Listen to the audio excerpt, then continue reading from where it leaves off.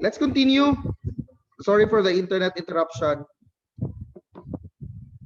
After knowing the writing patterns, after knowing how to structure the entire speech, one step that sometimes people don't anymore do is the preparation of an outline. I can remember last week, I think one of you in the original module one for oral comm, I think it was you, Josh, who expressed that what you are doing is to what you did was to already prepare an outline. Good if that's the practice, but others Yes, don't sir. anymore do that style of preparing an outline in relation to a speech that's still going to be constructed. The outline will at least tell you that in this paragraph, this is the supposed idea, and these are the specifics or the details that are expected to be placed to support the topic sentence. Outlines do that. Outlines help. But for some reason, when people create a speech, they forego the making of the outline because they think that they can just proceed then with the making of a narrative.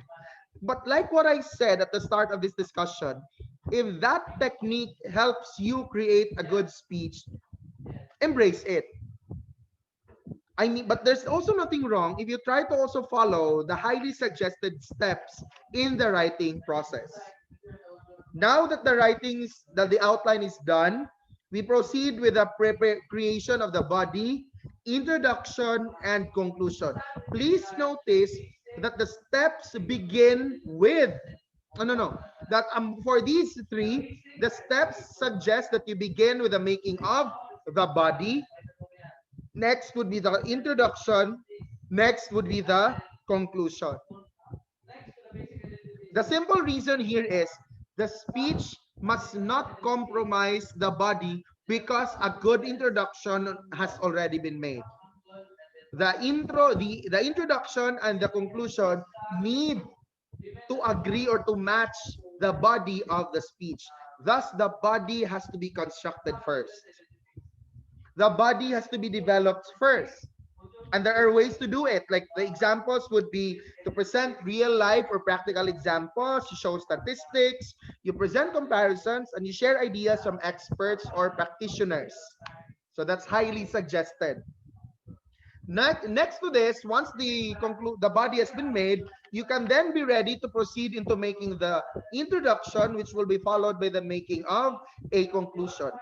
One important thing that you should be aware of with the introduction is that it should hold the attention of the readers or listeners.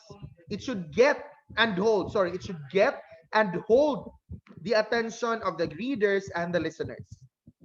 The, the introduction should be strong enough such that the interest of the readers and listeners should be sustained while they are reading or listening to your speech. In the same way, the conclusion should be should be created strong because it is that last part of the speech that presents the idea once more of what that speech is all about.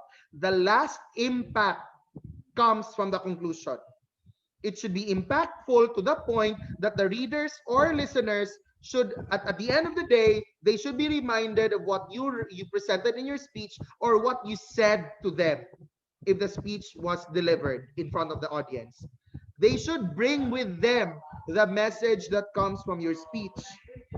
If you manage to do that, more or less, you have been assured that your speech has good intro, body, and conclusion. By finishing the conclusion, we are not yet done with the writing process. The process of revision and editing should be done. One draft is definitely not enough. That is why revisions, edits are highly welcomed when making compositions and making speeches.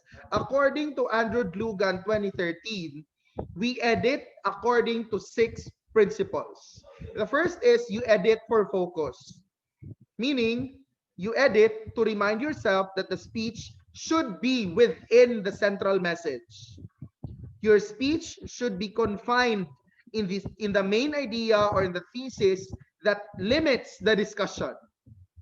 Whatever your details are, whatever data you've obtained to support the topic sentences, they should all be geared to elaborating one central message. Another power principle in editing is that you edit for clarity. You avoid ambiguity of discussion. You be sure to clearly discuss what you should discuss. You edit for concision. Brief and concise presentations, go. We are not after a lengthy speech. One problem with a lengthy speech, especially when it's in written form, is that readers develop the tendency to get bored or disinterested to find a material that's just long. Natural tendency of a reader, if the material is long, they will not read it. That is why a brief and a concise presentation is highly suggested. You edit for continuity such that the ideas appear or are sounded smoothly. They appear in progression. They are sounded in progression. There's good transition. Ideas do not just jump from one paragraph to another.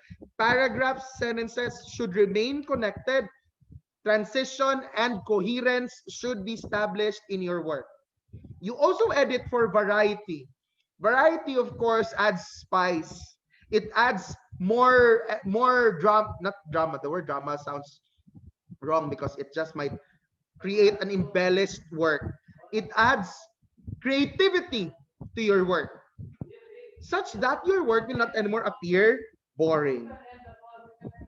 You lastly can edit for impact and beauty. You use descriptive images, you use memorable lines, you add quotations, you quote the right people, you provide impactful messages, you do a punchline, anything that would leave an impact or something, a striking appeal to your readers. You can do that as you edit for impact and beauty. The last in this writing process is the stage or the step on rehearsing. You practice. Always find the time to practice. Do not ambush yourself with just simply delivering the speech for the first time. Practice. Find the time to practice. And in fact, if you can practice at home with people, at like live people who could serve as your audience, the better.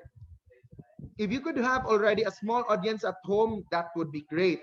Ask for their feedback, ask for their comments. Anyway, these things are for the betterment of your performance. They are all together to make your performance better. So that, most importantly, so that you will not be humiliated or embarrassed once you already speak in front of a bigger audience. So you have their simple guidelines. By the way, if you look at the diagram, the figure one on the speech writing process, it's a cycle. It goes on. After rehearsing, another situation might come that you'll have to create a speech. So you go through that same experience. The cycle goes on. So you have here simple guidelines, some guidelines in speech writing. You keep your words short and simple.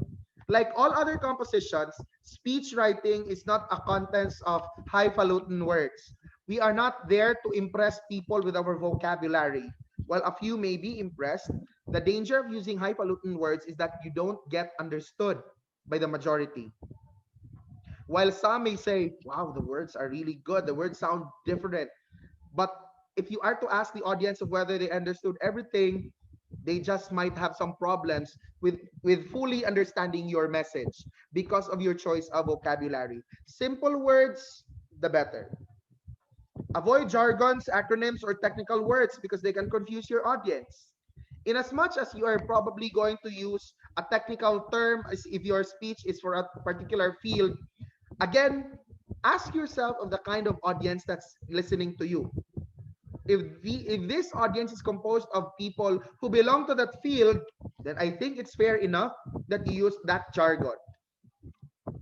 Make your speech more personal. Use active verbs, contractions because they add to the personal conversational tone of the speech. Be sensitive of your audience.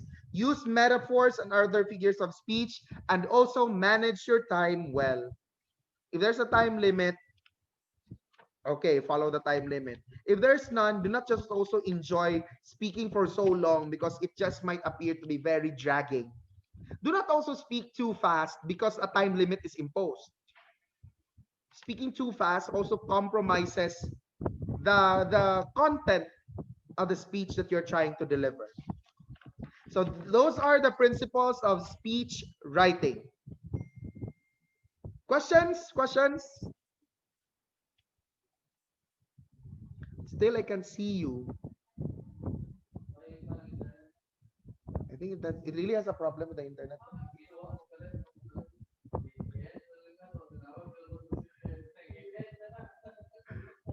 Grade 11, do we have some questions? None, sir. None. If None, there's sir. none, I think we can call it a day. So goodbye and thank you, grade 11. Thank you, sir. Prepare Yeah, your thank you, sir. papers for Goodbye and thank you, sir. practical research. Goodbye, goodbye. Bye, sir. Thank you, sir. Thank you, sir.